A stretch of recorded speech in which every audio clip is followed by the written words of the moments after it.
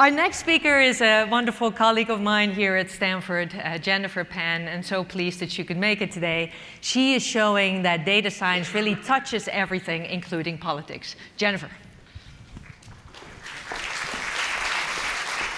Hi, everyone. It's great to be here. I'm a social scientist, and one of the things I study is censorship and propaganda in authoritarian regimes, including China. It's in the course of studying censorship and propaganda that came to the realization that you have this system that is obviously designed to manipulate, distort, suppress information, but we can actually learn something about the goals of these very opaque, intransparent regimes by studying these information control measures at scale. So data science allows us to learn something new about what authoritarian governments want. So to study online censorship, my co-authors and I gathered millions of social media posts from social media sites in China before the Chinese government could censor them, and then we go back and check to see when censorship occurred. So you might think, are there 1,400 social media sites in China? No. So we gather data from the top social media sites, as well as websites that have any discussion forums. And what we find is censorship is unambiguous. You see messages that say, sorry, the host you're looking for does not exist, has been deleted, or is being investigated. This one says, why don't you go look at something else?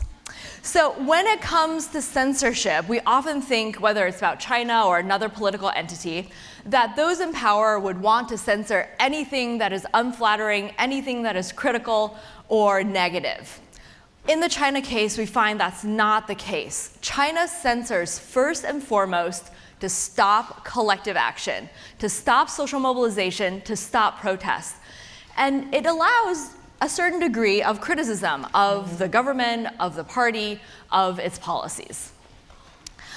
One thing to note is that censorship is bursty. So when we think of social media, we think that there are certain things that go viral. So we know that social media is bursty, censorship is also bursty.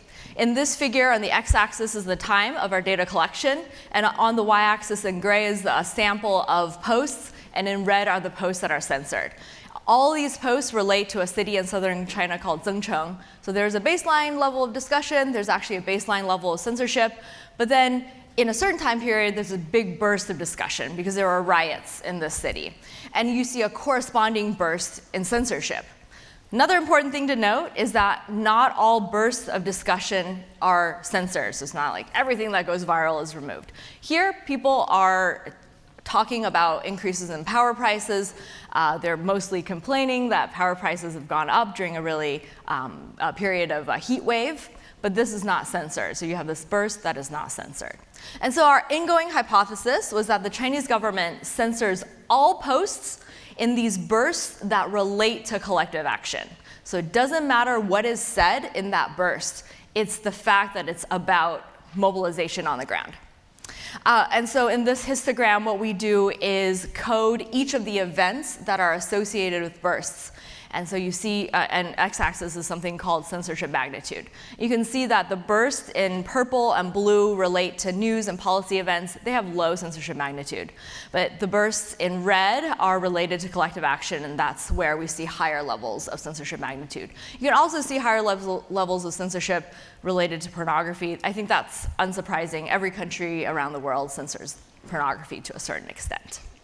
All right, so then this is just events. We go a step further and analyze what is censored when we look at the posts. So we're using supervised machine learning to categorize posts into those that are supportive of the government and those that are critical. And what you can see here is that the y-axis is the percent censored. Percent censored is high, regardless of whether posts are critical or supportive of the state, when they relate to these events related to collective action. And censorship is low, regardless of whether people are critical or supportive of the government, when they're talking about events that are not related to collective action. All right, so everything I just showed you is observational, but we're actually making a causal argument. We're saying that if you talk about collective action during a period in which there's on-the-ground mobilization, you're going to get censored. That's going to cause censorship. So in order to validate these observational findings, we conduct a randomized experiment where we choose 100 social media sites where that has the highest level of traffic. We create 2 accounts on each of those sites, and then we write posts according to this 2x2 matrix. So the thing to note is that I said censorship occurs in bursts. So what happened is that we had a team of research assistants ready to go, and if there was a collective action event that precipitated online discussion, we would then write about this event, both pro and anti-government posts, and then at the same time, during this same burst of collective action, we would look for another trending topic that was unrelated to collective action, and again, write pro and anti-government posts. And we would, we submitted these posts randomly assigned by the types I just introduced, and then we checked censorship. And what we find is that there is no difference in censorship between the pro and anti-government posts. So the y-axis in this plot is the censorship difference between pro and anti-government posts that we made. And you can see across a variety of events, collective action events, policy events, other news events, there's no difference in the censorship rate when you're looking within event pro and anti-government posts. Where you see the large causal effect is between talking about collective action events and not talking about collective action events. So these are 4 collective action events. You can see there's a large effect in terms of censorship. So the bottom line is, if you talk about protests, social mobilization, that's happening on the ground, online, that's where censorship is going to occur. So that's censorship through content removal. So things are getting deleted. But here in the digital age, so much of what's going on is competition for our attention. So governments can also achieve censorship not by removing content, but simply by redirecting people's attention. And in China, there are rumors of millions of so-called 50-cent party members who fabricate social media posts as if they were the opinions of ordinary people. And they're called 50-cent party members because they're supposedly paid 50 cents for each post they make, but we actually find that they're not paid anything. They're government employees who are asked to do this on top of their regular jobs. So the prevailing view is that these people are making up posts to argue against and debate against China's critics. So this is the view of traditional propaganda, that people are trying to persuade others to their point of view. What we find is that there is no argumentation. These people are not engaging on any issues that are controversial at all. Instead, they're redirecting people's attention with positive, motivational, very happy messages away from these core central issues where there is debate. So we study this by accessing ground truth data on the activity of these 50-cent party members through email archive of the Zhangong Internet Propaganda Office. So Zhangong is a county in southern China, and in this network figure, they're in the center, and all around them, those nodes are workers emailing them, reporting the fake posts that they make. So in these emails, we can see people saying, oh, I made these posts this week. They'll attach screenshots. They'll attach a Word document with links. They'll attach Excel with links. So this is really highly unstructured data. We use a variety of methods to extract posts and accounts that are used by these workers. And I think we, in the end, got about 43,000 known fake posts and tens of thousands of fake accounts. And so what we're trying to do is we want to know what these people are saying, right? So we're estimating the distribution of these posts, and we put them into 5 categories. The first is what we call taunting of foreign countries. So this is criticizing supporters of the US, of West, of democracy. Second is what we call argumentative praise or criticism. This is criticizing those who are critical of China or praising those who endorse China. The third category is what we call non-argumentative praise and suggestion. So this is things like, we should end poverty, things at such a high level that no one can disagree. The fourth are just announcements of policies and programs, and the last is this cheerleading category, these happy, motivational messages unrelated to politics. One example, someone will say, I woke up today feeling so thankful for everything that I have. I hope everyone has a great day. So just happy stuff. And the prevailing view is that this is what 50-cent party members are doing. This is traditional propaganda. So what we do is, first, we estimate the distribution of these posts based on the leaked posts. And we can see that over 80% of the posts fall into the cheerleading category. There's basically nothing in taunting of foreign countries or argumentation. And this is really unlikely to be due to sampling error. We actually pushed really hard to see if we could find anything in those first 2 categories. In the end, I think we found 26 posts out of over 43,000 that could fall into those 2 categories. We then look at the posts from the leaked accounts on Weibo, because we're just going to extrapolate based on Weibo, which is the kind of Twitter-like platform in China. It has about 500 million monthly active users. So looking at the posts from these leaked accounts, similar pattern. Then we notice that there's two types of accounts used on Weibo for these faked posts. One are what we call ordinary accounts. These are actually people's authentic accounts that they use to post about food, travel, kids, and then rarely interspersed are these posts made at the behest of the government.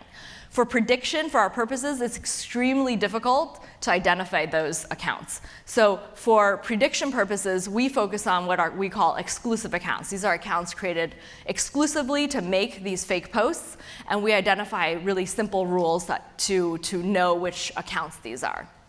And then we do prediction within the county, and then we do prediction across all counties in China. And the important thing here is that we're identifying accounts based on account characteristics, and then looking at what is the content of those accounts. So we're not doing prediction based on the content, because then we will be just like choosing based on our dependent variable. So this is, everything I'm showing you here is the content, and we're not choosing predicting based on the content. Okay, so as a social scientist, another thing is that this is not uniform. People are not posting uniformly these fake posts over time. They're bursty, and they're bursty in two different types of periods. One is right after collective action events. Second is before time periods when a protest is more likely, like certain holidays and political meetings. Another thing, validation. Social scientists care a lot about validation. How do we validate those predictions? We decided to ask them. You might think, how is that going to work? These are government employees whose very job is to mislead you. So what we do is, for the predicted accounts, we administer a double-blind survey on Weibo through direct messaging, saying, I saw your comment. It's really inspiring. I want to ask, do you have any public opinion, guidance management, or online commenting experience? And then importantly, we ask the same thing of the known 50 Cent accounts, and then we ask the same thing of accounts that are unlikely to be 50 Cent. So we are looking for accounts in the same regions as our predicted accounts, but which don't have the same account characteristics as those we think are posting at the behest of the government. And what we find is that 59% of the predicted accounts say yes to this question, 57% say yes, and the unlikely accounts, only 19% say yes. And the first two are not statistically distinguishable, whereas the first and third are. You might be curious why 19% of people say this. There is some sort of confirmation bias that people have. So if you're an influencer, if you do have a following on social media, but you're not posting at the behest of the government, you still might respond to this question affirmatively.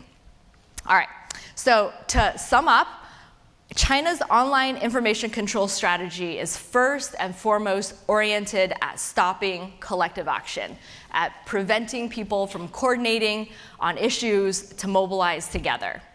And in addition to removing content to achieve that goal, the Chinese government also creates content in order to redirect people's attention from those core salient issues.